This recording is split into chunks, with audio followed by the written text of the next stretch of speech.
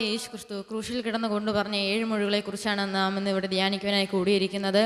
അതിൽ 6 നാം ധ്യാനിച്ചു കഴിഞ്ഞു. അടുത്തതായി പറയാൻ പോകുന്നത് 7-ാമത്തേതാണ്.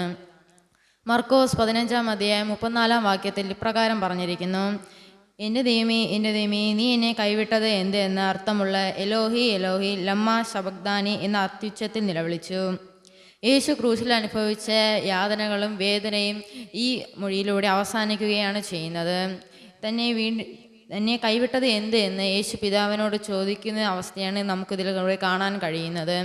ആരുടെ രക്ഷിക്കാനാണോ യേശു ഭൂമിയിലേക്ക് വന്നത്, അവരാൽ തന്നെ യേശു യാതനകൾ അനുഭവിക്കുകയും ക്രൂശീകരിക്കപ്പെടുകയും ചെയ്യുന്ന അവസ്ഥയാണ് ഉണ്ടാകുന്നത്. ക്രൂശിൽ വച്ച് തന്നെ യേശു പിതാവിനോട് എൻ്റെ ദൈവമേ, എൻ്റെ ദൈവമേ, നീ എന്നെ കൈവിട്ടത് എന്ത് എന്ന് അത്യുച്ചത്തിൽ പറയുന്നു.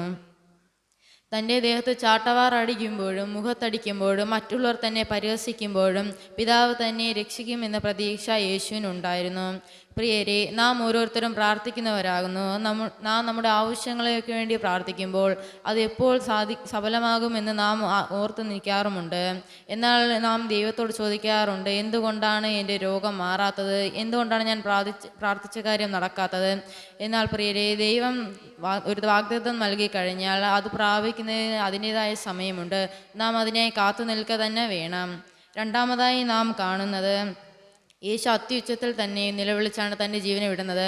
അത്യുച്ചത്തിൽ എന്ന് ഇവിടെ വിശേഷിപ്പിക്കുന്നത് ഒരു മനുഷ്യൻ എത്രത്തോളം നിലവിളിക്കാൻ പറ്റുന്നോ അത്രത്തോളം തന്നെ എന്ന് ഇവിടെ വിശേഷിപ്പിക്കുന്നു. ലൂക്കോസ് 23-ാം അധ്യായം 46-ാം വാക്യത്തിൽ ഇപ്രകാരം പറഞ്ഞിരിക്കുന്നു: യേശു അത്യുച്ചത്തിൽ, പിതാവേ, ഞാൻ എൻ്റെ ആത്മാവിനെ തൃക്കൈയിൽ ഏൽപ്പിക്കുന്നു എന്ന് നിലവിളിച്ചു പറഞ്ഞു. ഇത് പറഞ്ഞിട്ട് പ്രാണനെ വിട്ടു.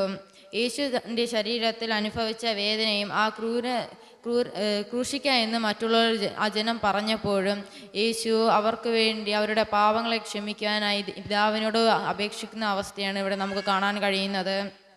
അനുസരണത്തിൻ്റെയും ത്യാഗത്തിൻ്റെയും സ്നേഹത്തിൻ്റെയും സഹനത്തിൻ്റെയും വഴികളിലൂടെ നടക്കുവാനായി ദൈവം നമ്മെ ഓരോരുത്തരെ സഹായിക്കുമാറാകട്ടെ. ആമേൻ.